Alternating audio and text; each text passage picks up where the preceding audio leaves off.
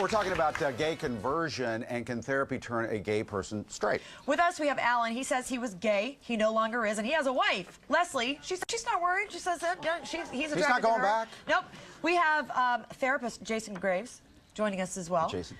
Peterson, excuse me, who says change therapy does not work, and he's an ex-gay survivor. And then joining us now is Dr. Andrea Macari, who believes the treatment isn't just harmful, it's ridiculous. We're going to get to you in a second. Peterson, though, got to talk to you about what an ex-gay survivor is.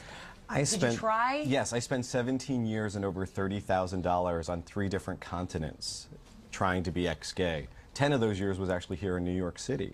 I tried a variety of therapies, programs, ministries, counselors, all trying to either change or suppress or help me find freedom from my same-sex Why'd you want to change?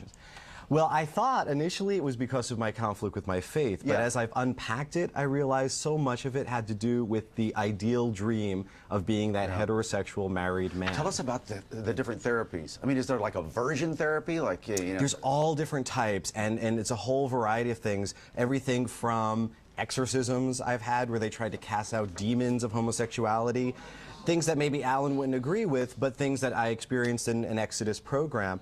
Things trying to butch me up, make me more masculine, teaching me how to change the oil in my car. Well, how did that end up making you feel? How did it make me feel? Well, it was funny when I told my dad about the whole thing about changing the oil. He's from the Bronx. He was like, I just go to Jiffy Lube. And I was like, Dad, that's so gay.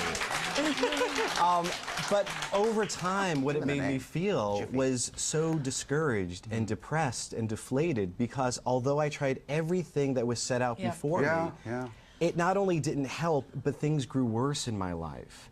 And I grew more depressed to the point of suicide. Well, I can imagine that the gay community might not be so happy about what you're saying and what you're doing. I mean, I know that we have some in this room who are not too thrilled about this and who are a little bit offended by it, because they feel like this is something that they can't change, they wouldn't have chosen, maybe they would have chosen, who knows, but they didn't choose. And this is part of them. It's not something that you can just decide that you're not going to be. Right. You know, I think based upon how we feel, we all have a decision to make. And for me, for a period of time, I decided that was how I was going to live my life. It was in conflict with who I wanted to be. And, you know, I'm offended by the things that Peterson says. Those aren't things, you know, I don't know how to change my oil. I probably don't sit correctly. I may be gay. I love to shop. HGTV is my favorite channel. You know, but those things don't need to change. But here's the thing. You know, Leslie, aren't you worried? I'm not. I've been married to him for almost 10 years. I don't think about it. It's not a part of our life. It doesn't dominate our life. His past does not dominate our life. And because he's been open about who he is and what he's gone through, it's actually enhanced our marriage. But you know what Jason says, that sexuality is kind of malleable. If I went through the conversion therapy, could you turn me gay? I'm straight. Well, does it work the other way around? It's a good point. I think Do it? No. Yeah. Well, I couldn't, because that's not how I work with people, obviously. But again, it goes back to choice. People don't choose to be gay, obviously.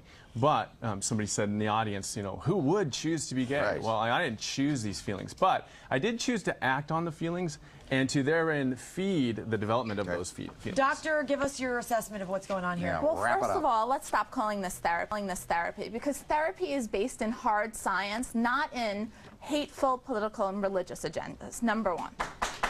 You think this is all a religious agenda?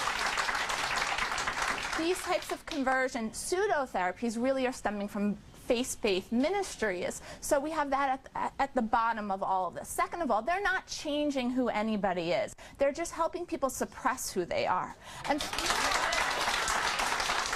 I say, Leslie? Can I say that living with him for 10 years, he couldn't suppress that deep of a secret for that many years, as close and as open as we are. You can, when the shame and guilt that you've been made to feel is that powerful, you can suppress almost anything. But I will tell you, you cannot fool your heart and soul for that long. The sad thing is that people are denying other people a right to information, a right to live the life how they best see fit. I'm not ashamed of who I am.